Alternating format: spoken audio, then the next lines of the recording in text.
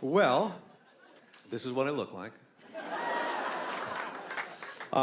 But so anyway, get this, and then I gotta wrap it up. I want to take more risks in life. Do you know what I mean? I'm sick and tired of playing it safe. Not crazy risk. I'm not going to skydive, or take a carnival cruise. You know what I'm saying? No, I'm not crazy. By the way, did you read about this skydiver a couple years ago? This guy was insane.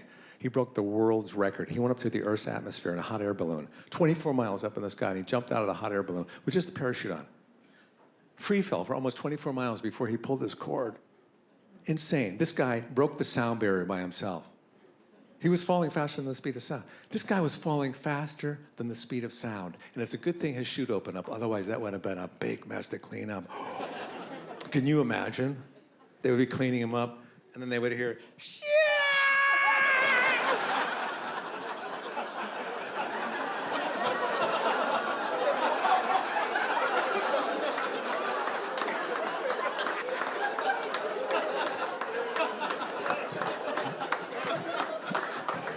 Take a break. We'll be right back, ladies and gentlemen.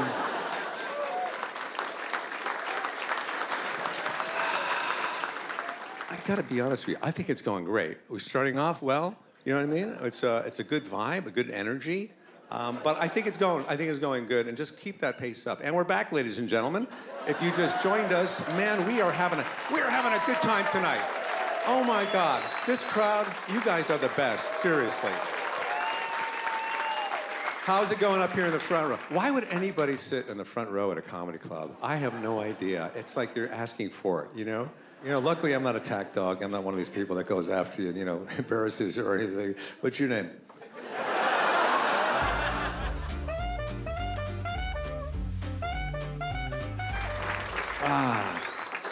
Don't you hate it when the server brings your coffee to you with one finger in there? There you go, honey.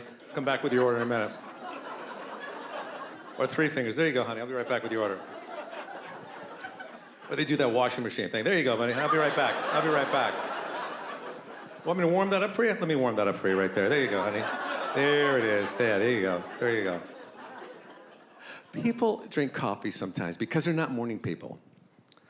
I can't talk to you yet. I haven't had my coffee yet. I'm not a morning person. I think they're not afternoon people either.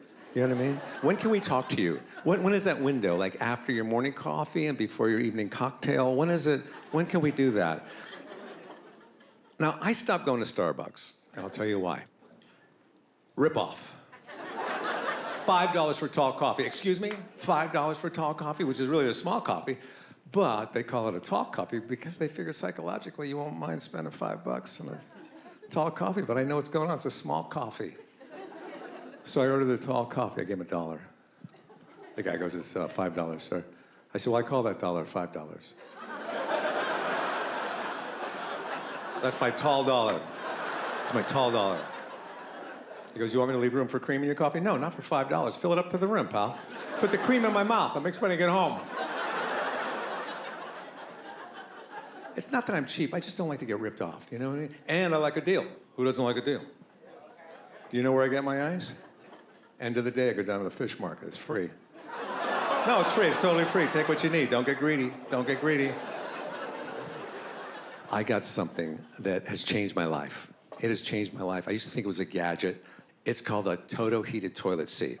Are you familiar with these? Are you? Do you have one? You have one? Oh, let's talk TOTO for a while. Did you get yours new? You did?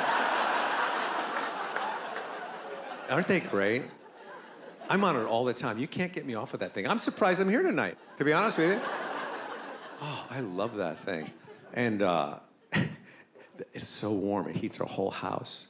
It's just so cozy. You know what I mean? And it's got that spray, right, coming up from the bottom. What's your name? Diane. Let's talk about that spray for a minute. Coming right up. Bullseye every time. Every time, Diane. You love it. Yeah. Ours has 3 different settings. All pretty intense.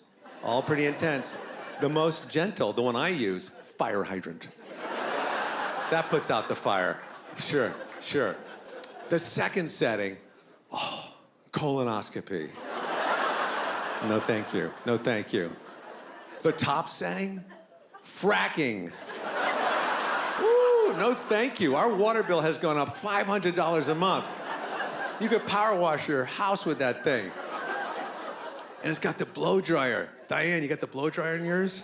Oh, yeah, I was gonna say, your hair looks really full and shiny tonight. Good looking hair. Remote control? Why not? But for what? Why do you need that? It's all right here. And then I realized what it's for. It's to prank your friends the first time they come over. They don't know you got the spray coming up from underneath. So what I do is, I get that remote. I wait around the corner. I give them like 30 seconds to settle in. And then I frack them. I hear a loud scream in there. And then it's quiet for like a half an hour. And then I get a little nervous. So I frack him again. If I ever move from that house, I'm taking that remote with me, and occasionally I will drive by that house just to see if somebody's home. But that is not a gadget, is it? I'll tell you what a gadget is. This thing, I don't know why people buy this thing. Those little round vacuum cleaners, you know, a Roomba, I think it's a Roomba. These things are more of a cat toy than anything else. They don't even work. I don't think they work. We left our front door open, and when our front door was gone for 4 days. We were worried sick about that Roomba. And then I'm driving home one night, I'm at a stoplight, it's crossing in front of me in the crosswalk, delivering food. I don't like those automatic flush toilets. It doesn't give you a chance to inspect your work. Turn around, it's gone. What? How do you know you don't have tapeworm or blood in your stool? Well, where's my cell phone? You know what I mean? You make the slightest little move sometimes and it flushes prematurely, right? Like you bend over, just get a little bite of a tuna sandwich or something. Where's my tuna sandwich? It's gone. But I guess people forget to flush. So the city finally goes, okay, enough already. We're putting in the automatic flush toilets. Yeah, I get it. I forget too. Get this. I go to Chicago. Forgot my laptop on the plane. I was furious. You know how I get. I remember walking away from the gate. I even heard the announcement. If someone has left a valuable item on the plane, please come back and claim it. And I remember at the time thinking, how can people be that stupid? It was my laptop. You know who was on my flight, by the way? John Hamm, the actor John Hamm. I was gonna say hi to him, but then I thought, I don't wanna go back and coach. You know what I mean? It's not really for me back there. It's not for me. I like to entertain myself. I don't know about you, obviously not.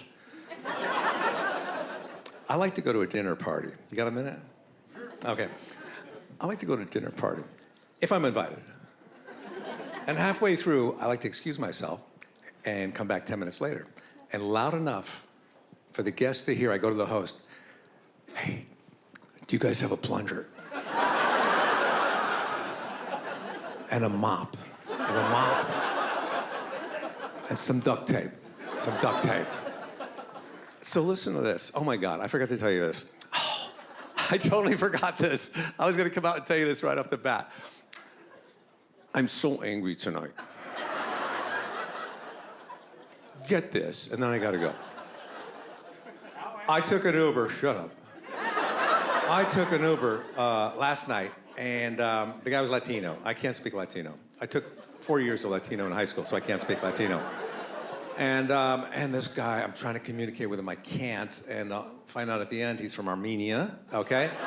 And the guy is texting and driving the entire way. It made me livid. You know how I get. Oh. It's illegal. It's dangerous. And I didn't say anything to him because I hate confrontation. I swear to God. I avoid it at all costs. I really do. But I texted him from the back seat. I said, you better stop texting and driving right now. 5 poop emojis. I laid into him. And then a smiley face emoji, because I'm a people pleaser when it comes down to it. You know that. You know that. And it's not easy being a people pleaser. I feel badly when I disappoint people. You'll see.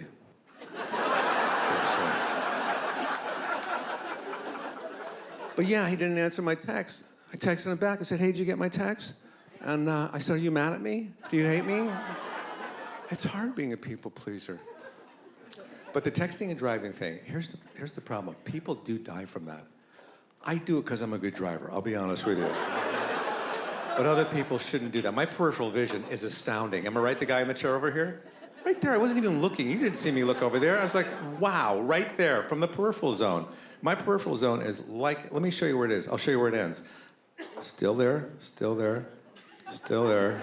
Not moving at all. That's what I do. That's how I do it. Sometimes I'll be texting and driving. I'll look up. I'm in a different city. How did that happen? I don't know. I wasn't paying attention. I wasn't paying attention.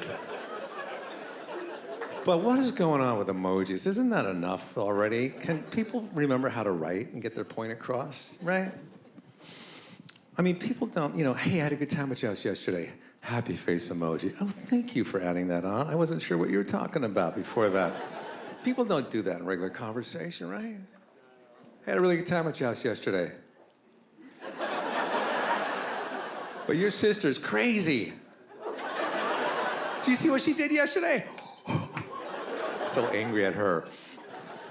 But you know what? I've been driving like over 50 years, and I've never been in one accident. Not one accident. I was in one accident, but it didn't go on my record. Why?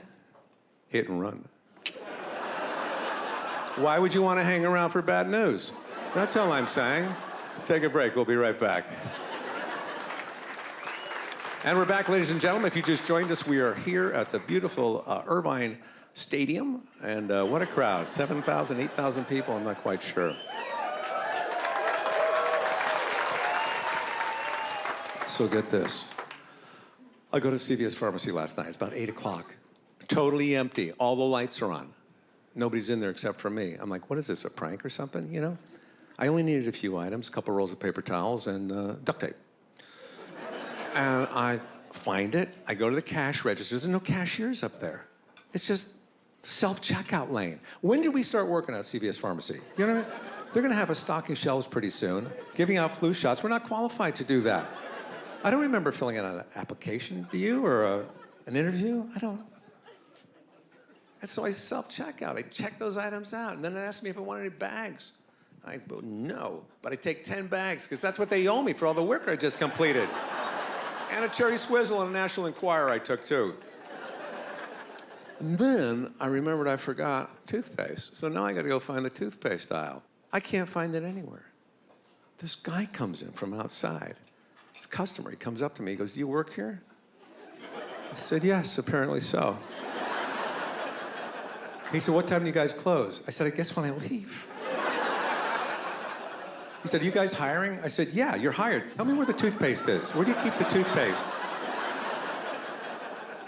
So I go to the toothpaste aisle. It's all locked up. They're locking up toothpaste behind the plexiglass. And I don't have a key to the lock. And there's no other employee around with a key. I'm the only one working last night. And I don't have a key. So I pick the lock with a toothpick. I take out my toothpaste. I'm out of there. But now here's my big concern. Was I supposed to show up to work tonight? I thought, yes. So I did show up to work tonight. And I'm actually on my break right now. And I gotta go soon. But do you see what's happening? We are being duped into working for these former employees at these companies. We're not getting paid. You go to these burger joints now, it's the same thing. Build your own burger. No, you build my burger. I just built an omelet down at the cafe this morning. You build, I don't have a permit to build food. I'll go to IKEA if I want to work and build something. And you go to these concerts. At the concerts, the bands make you work. You got...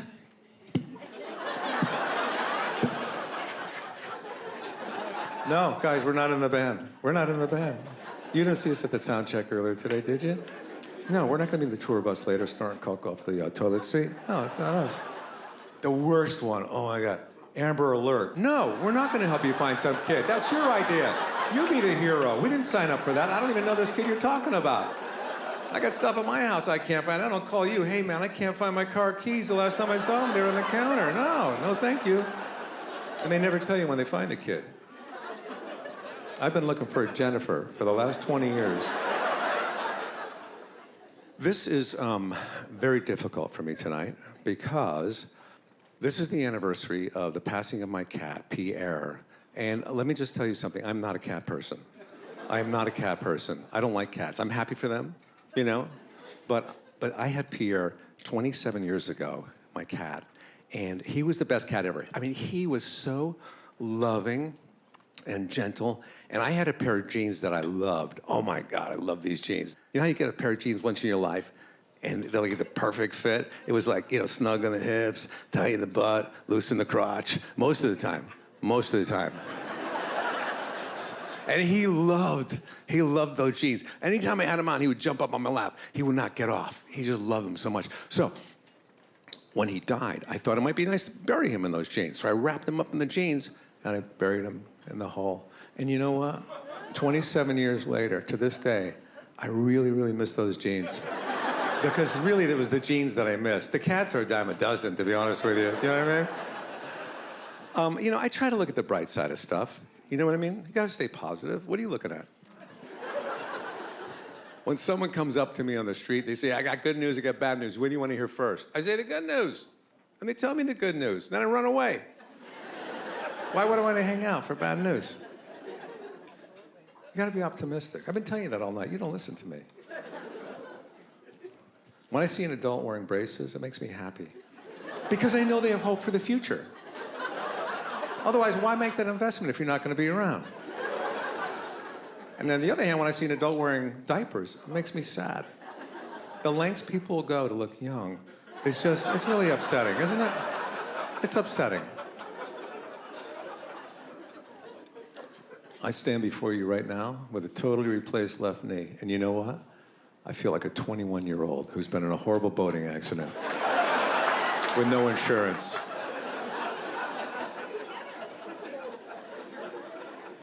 It's arthritis. It's patchwork as you get a little bit older. But I tell people it's from playing football. But it's really arthritis. It's genetic. My mother had tons of arthritis. But she did play football. But yeah, I got the bad genes. Good genes are with the cat in the hole. So, I know. But you know, it's kind of inconvenient when you have even though it works, going through life like the airports and security, X-ray, you gotta let them know, and they put you through the big machine, the professional machine. So I got it now, I just go, they know, yeah. That's what I want. Now I've had a few of these done, like I said, so it's more like a third base coach giving signals to a first base runner, you know? So get this, I go to the hospital, and I've been before because I had a few of these things done, so I know what's going on. And they prep you. They put you in this little room, and they hook you up to that little IV, and they start dripping stuff in you, and I don't know what it is. I don't care. And I just love it so much. I cannot. I love everybody. I love the world. I think everything I say is funny, like tonight. And I got my opening line all ready for these surgeons. I know they're in that room waiting for me to come in. And I can't wait. They wheel me down there, they push me through those doors, and it's really cold in there. That's how I like it, you know me. And I see those surgeons, they're over in the corner, they got their green scrubs on, and they're sorting through the tools. I see them, I go, hey, you guys work here? I didn't even get to hear a little laughter from that crazy funny line. I wake up like 5 hours later in the hospital room, and I expected them all to come running in. Oh, good, you're awake. That line you said in the operating room, do you guys work here? That was hilarious. We fell out of our Crocs. That was so funny. Oh my God, do you guys work? Yeah, of course we work here. But that's why it was funny, because, yeah, anyway, but they never came in. They never came into the room. But this nurse comes in, and the first thing he says to me is, have you had a bowel movement yet? Worst icebreaker I've ever heard in my life. I said, who wants to know? Who's been asking? What's the word on the street? Somebody saying something about that? He goes, no, it's just our policy that we can't send you home here at the hospital until you've had a bowel movement. Coincidentally, the same policy they have here at this club. You'll see. I said, well, I don't think I had a bowel movement yet, unless it happened in the OR after my opening line, like an encore kind of a thing. But unlikely, because I don't work with props. I said, what happens if I can't have a bowel movement? He goes, well, I'll just give you an enema. And right then, there was a little movement in my bowel. But not enough to send me home.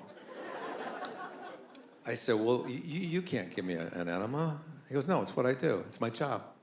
I said, well, take a break. Go have a cigarette. I'll do this myself. I don't need an enema. I've been doing this for years. I have been, actually. I said, I know what I'm doing. And sure enough, 2 weeks later, I was out of there. I was just thinking about this. What is the smallest denomination of money you would pick up off the ground, off the street, at the risk of throwing your back out these days? It used to be a quarter for me, or a nickel, a dime, a penny, anything like that. But now, you know what? It's got to be paper. I've thought about it. It's got to be paper. Now, that's not to say if there was a nickel next to that dollar, I would not sweep that up as well, within a foot. And then I started thinking, what's the smallest piece of food I would pick up off the street at the risk of throwing my back out? And then I came to the conclusion it would probably be a donut. Now, that's not to say if there was a M&M next to it, I would not swoop that up, too, as well, and bring it back up with me. Now, I follow the 10-second rule, and that starts ticking down after I come across the food. You know, I used to make donuts. This is true. I made donuts at Dunkin' Donuts. I worked the night shift, 10 to 5. And during the day, I worked as a lifeguard, and that's not a good combination. I slept through 3 drownings, one of them at Dunkin' Donuts. I think one of the things you have to oh my God, this is taking forever. I had a smartwatch, but I got rid of it. And because it was just so annoying. You know, I thought it was so smart. I did. I mean, I'll be walking around, I have a little buzz, I look at it, looks like you're walking. Yeah, I am walking.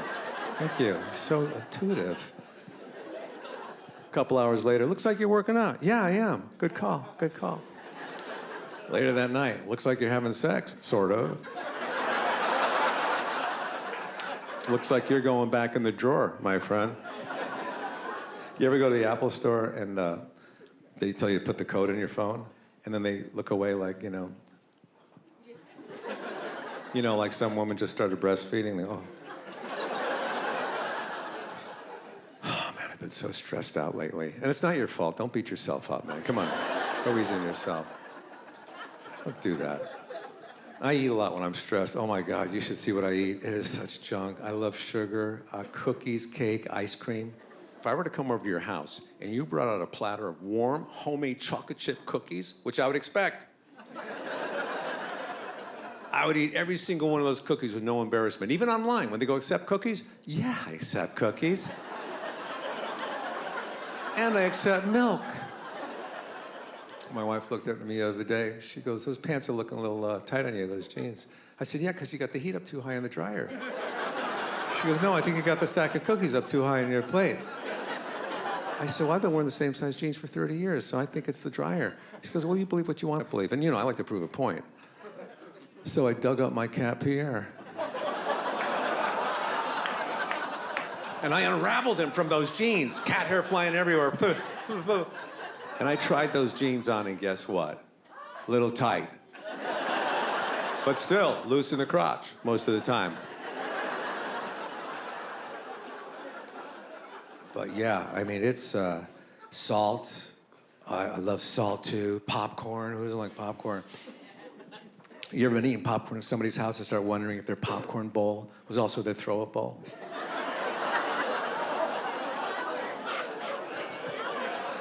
Because it is our house. Bagels, I like bagels. I like to order the everything bagel and then ask the server to put the everything on the side. Because I may not want all of the everything, I may want some of the everything. Alcohol, not so much for me. A couple glasses of wine once in a while, but not so much.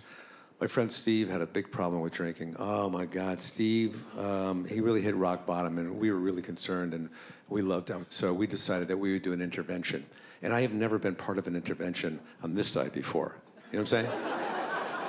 And the night we were gonna go over there, we were all so nervous, we started having a few drinks. You know what I mean? And then a few more after that. And by the time I got to his house, I was so wasted. He was my designated driver to get me home. But the intervention did take place about a month later, but it was for me this time. Do you know what the most stressful job in the world is? Air traffic controller. But not if you don't take it seriously. I grind my teeth at night now. I grind my teeth. Any teeth grinders here? I could hear them. I could hear your teeth grinding. I gotta wear a night guard at night and a retainer on the bottom. Sexy. And get this, 6 months ago, I found out I have sleep apnea. So now I gotta wear this full face mask with a hose pumping air in and out on top of the night guard and the retainer and probably a few cookies in there. And my wife rolls over, she sees me, she goes, Jesus Christ. This is like sleeping with somebody in ICU. And then I start getting all jealous. I go, how do you know what that's like? Are you seeing somebody in ICU? How much longer do they have? When are the visiting hours? I'll stop by. I was thinking about getting a dog. Dogs are calming, right? My friend goes, I was gonna get a bulldog. My friend goes, don't get a bulldog. They don't last that long. They're so inbred for centuries. They're so unhealthy. Their organs are screwed up. They have that underbite. Nobody wants that, you know what I mean? And they got their lungs. They have difficulty breathing. And you know what? I researched it. He's right. You ever get down and listen to a bulldog try to breathe? It's sad. It's sad. They sound like this. Help me, help me. And I know that dog will be fighting me for my retainer and for that mask, and nobody get any sleep. Take a break, we'll be right back. That is not worth the awe thing. But you get, and we're back, ladies and gentlemen. I've been thinking about something. I bet I'd be a really good dad if I was home more with my kid. You know what I mean? No, I bet I would. I really think I would. When he was 10, he recognized that I was an older father, and he was not happy about it. And it never crossed my mind. I never anticipated that. And I went into his bedroom, and I could tell he'd been crying. Puffy eyes, tears on his cheeks. I go, what's the matter, buddy? Because I don't know his name. I'm never home. What the fuck is his name? He said, I just been thinking, I'm 10 now, and you're 63. When I'm 20, you're gonna be 73. When I'm 30, you're gonna be 83. You're not gonna be around for a lot of my life, are you? I said, buddy, what's his fucking name?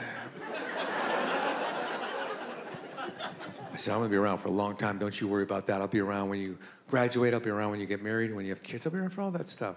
But you gotta make that happen in the next 4 years. Otherwise, yeah, you're probably right. I won't be around. He said, no, I'm serious, Dad. Dad, he doesn't know my name either. Nobody knows anybody at our house. He said, there's kids in my class in 5th grade. Their parents are in their mid-30s, and you're 63.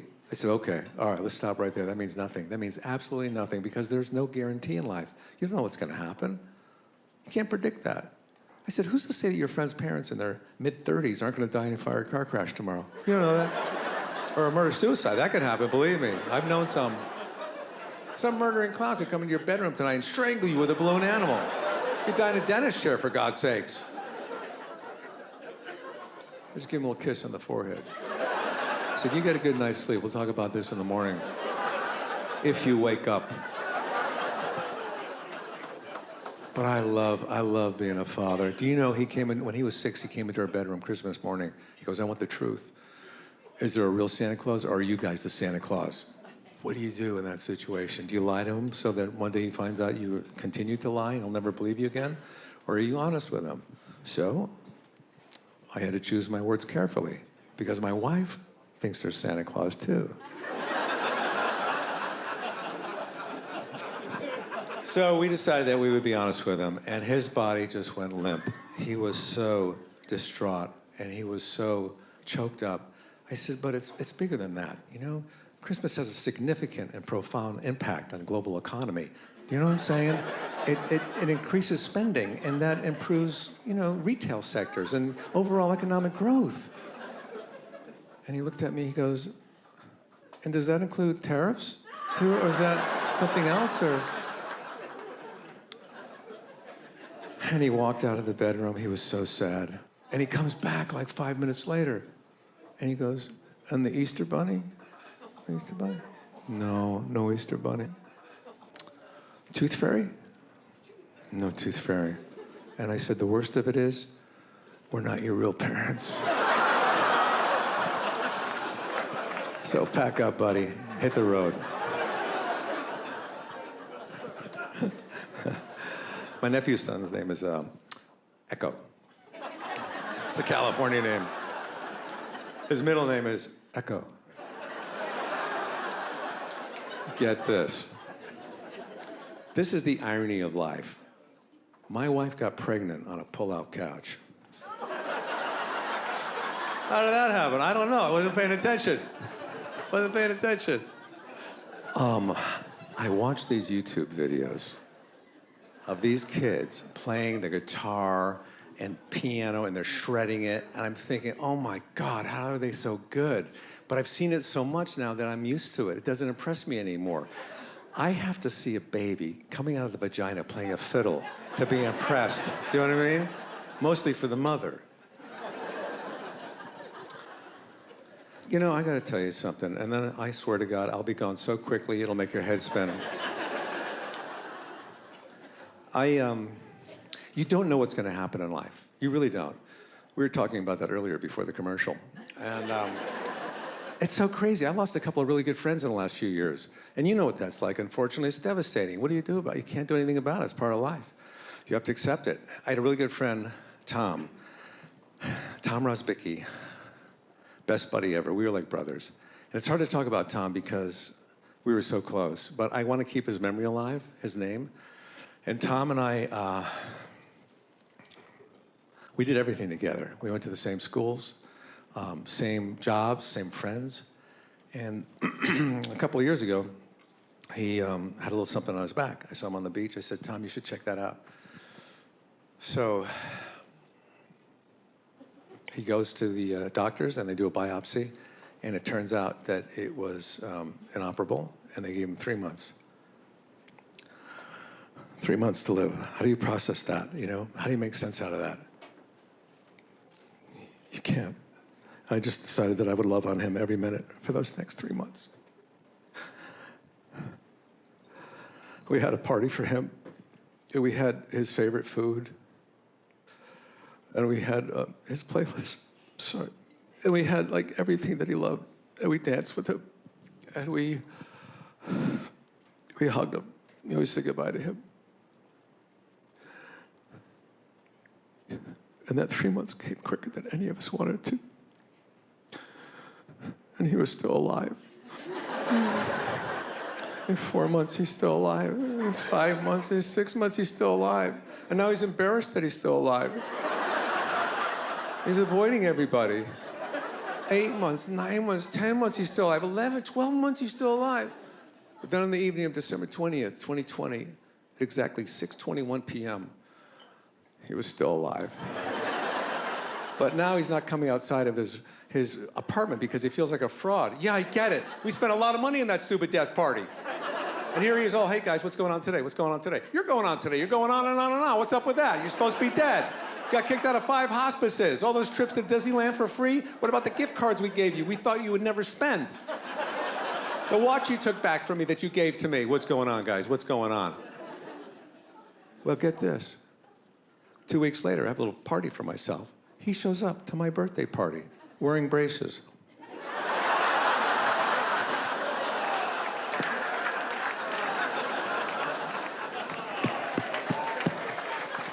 The next day, he goes off to the Bahamas. I'm thinking, hold on, no judging. Maybe he's looking for a place to spread his ashes. No, he got a timeshare in the Bahamas with his new fiance. Well, guess what? 3 months exactly from that date, he did die, thankfully. But not from the disease, not from the disease. It was a freak accident. He got hit by a car. I was texting and driving. I did not see him at all, I swear to God. And I hit him hard, too, twice. I slammed into him two times at least. That's the hit and run I was referring to earlier. Had it not been for those braces, I wouldn't even known it was him. $17,000 worth of damage to my car. $17,000. How do you process that? You can't. You have to accept it. I had that car for a long time. I love that car. I had that car since 3rd grade. I was walking around, I didn't even recognize it. I come around the front, I notice that Tom's braces are embedded in the bumper of my car. That's how hard I hit him. And I thought, wait a minute. Look, hold on a minute. why not leave the braces in the bumper, see if it straightens it out by itself? And it did, and it did. Take a break, we'll be right back.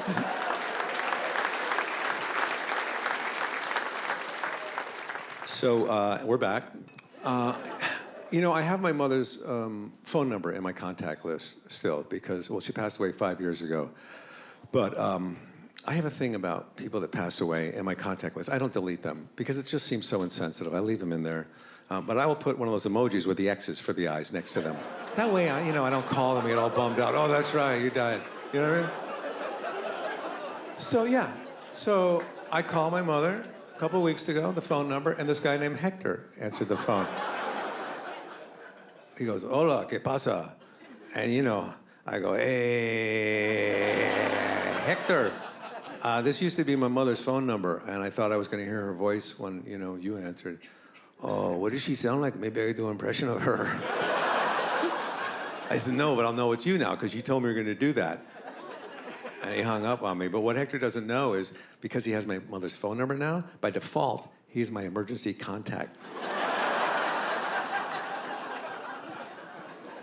Guess what? When my grandmother died, totally shocked us because, well, first of all, she'd never done that before. She'd never done that before. It's like the first time ever. She lived to be 101 years old. 2 days after her 101st birthday, she woke up and she told her nurse, she said, today's the day I'm going to die. It's like she knew it. She put on her favorite outfit. She went to the cafeteria. She had her favorite breakfast, came back to her bedroom, and sure enough, blew her brains out with a .357 Magnum. How did she know? Do you know what I'm saying? How do people know that kind of stuff?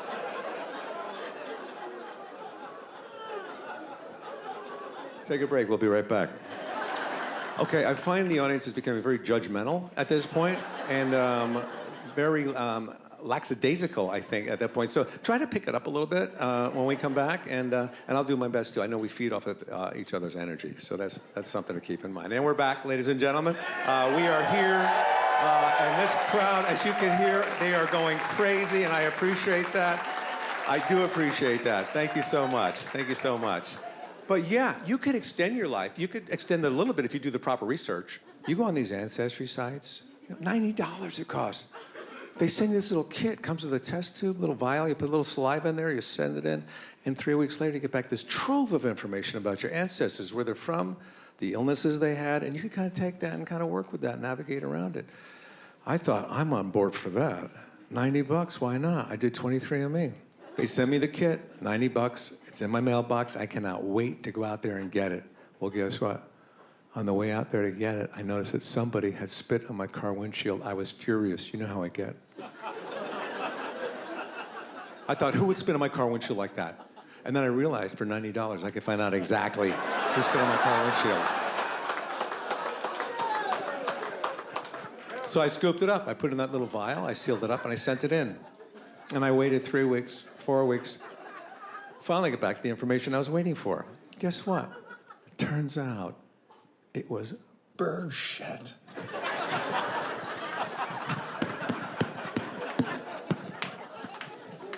Somebody spit bird shit on my car windshield. But this company's so good, they told me exactly where it originated. It came from a seagull from Northern California. 30% sparrow, 10% owl. That's a party bird right there. Do you know that my great-great-great-great-grandfather was in the Civil War reenactments? And they were so authentic and accurate back then because they would go on the battlefield 2 minutes after the original soldiers would come off the field. And one time they went on too early and were just massacred. Let me share this very brief story with you for the next 45 minutes. I came back from the pandemic after it was over. I wanted to make sure before I came back. And some guy broke into our house. This guy smashed the back window. He comes into the living room. There's broken glass everywhere. He goes up, I keep saying he, but it could have been a she. I want to be sexist. So this bitch comes into our house, right? It was a person. I don't know who it was. I don't know who it was. In and out pretty quickly. They go upstairs. They take a couple of handbags and a couple of watches. I don't collect watches. But the thing that was the most sentimental to me that that person took was just a simple rawhide necklace that had a little urn at the bottom that held some of my friend Tom's ashes in it, as well as some braces. And the weird thing was, Tom gave me those ashes before he died. That's how guilty he felt about not dying. He was slowly cremating himself as a down payment until he died. I waited a long time before I got married. I waited a whole other marriage before I got married. I did.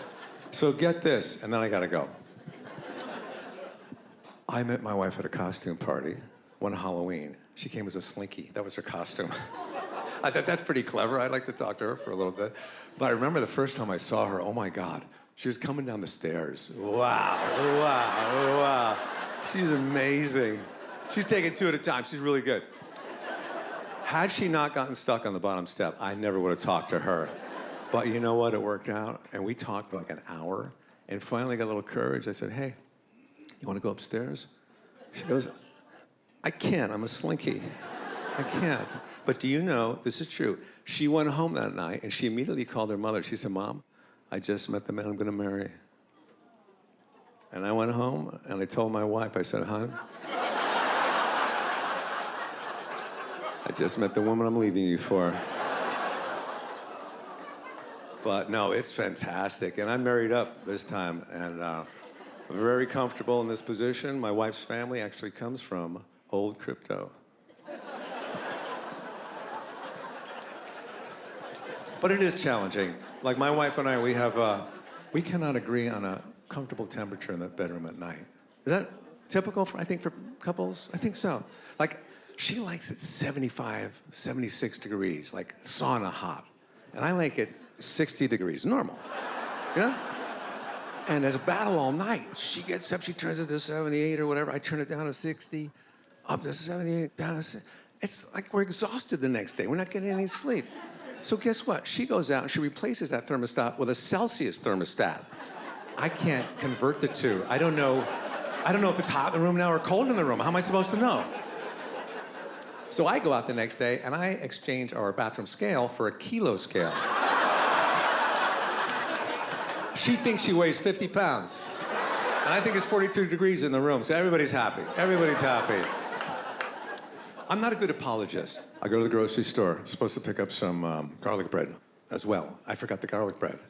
And I thought, well, I'm not going back. You know, she knows what it tastes like. Well, that was the wrong thought process right there. So I had to apologize. And I'm working on it. But most guys, they don't know how to apologize because, you know, they're just not sensitive enough to know the exact words to use to validate somebody's feelings. Like, I was the worst. Here's how my apology would start. Now you listen to me. There's nowhere to go after that. No, you got to find an apology for your apology. So get this. I'm walking by my bedroom, our primary bedroom, and I notice my wife sitting on the side of the bed, and she's sobbing uncontrollably. I said, what's the matter, buddy? What's her fucking...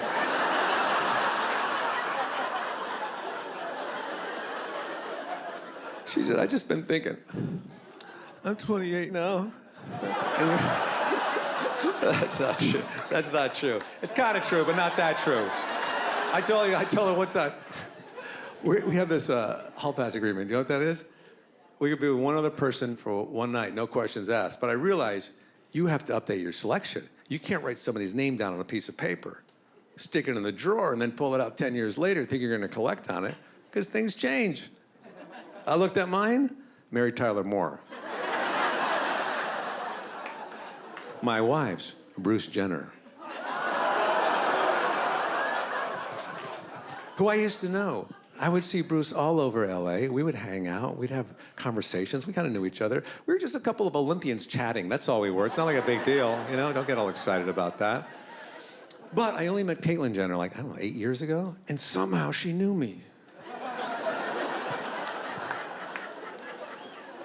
And I asked Caitlyn if she would go on a hike with me, because I have a little hiking show on YouTube called Hiking with Kevin. And I hike with a... Thank you. Thank you. Thank you. So I hike with a different celebrity every week in the canyons of Los Angeles, and Conan O'Brien, Tom Hanks, Sheryl Crow, a lot of fun people. So I asked Caitlin if she would do it. And she said, yeah, sure, I'll do it. Sure. And I was so excited and surprised that she said yes. My favorite question to ask her on the hike was, Caitlin, if you could change one thing about yourself, what would you change? She didn't get it. She didn't get it. But on the way home, I was thinking, to go through that whole process, that whole transition with the surgery and all that, I mean, that takes a lot of courage to do something like that. And I don't know if I would have the courage to do that. You know what I'm saying? I certainly wouldn't rush into something like that if I was gonna do it. I mean, I would do it very gradually. Here's what I would do, and then I gotta go. I would start off by dressing like a woman for a couple of years. That's a no-brainer, am I right? After a couple of years, if I'm still okay with it, maybe I go in for that surgery. Maybe, I don't know. But again, gradually. I would do it in steps. Here's what I would do. I would start off by removing one testicle. Don't throw it away. Remember where I put it. Put it in a safe place. Label it, L. 6 months or so later, if I'm still okay with it, then I go back for the other testicle. Don't throw it away. Put it with the first one. Keep them together as a set, R. 6 months or so later, if I'm still okay with it, then I go back for the penis. Again, gradually, here's what I would do. I would remove an inch a week. And after 10 weeks, if I'm still okay with it, then I go back for the other half. Thank you, guys. Have a great night. Thanks for coming out tonight. I appreciate you. Thank you. I appreciate it. Thank you.